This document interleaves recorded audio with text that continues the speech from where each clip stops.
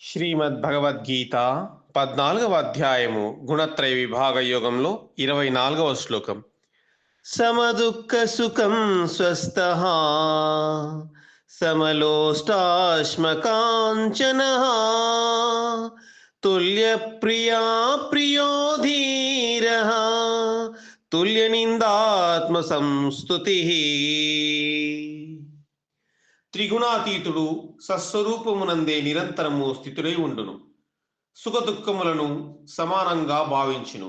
మట్టి రాయి బంగారము ఎందు సమభావముని కలిగి ఉండును. అనగా ఈ మూడింటి ఎందును గ్రాహ్య త్యాజ్య భావములను కలిగి ఉండడు. అతడే ధీరుడైన జ్ఞాని.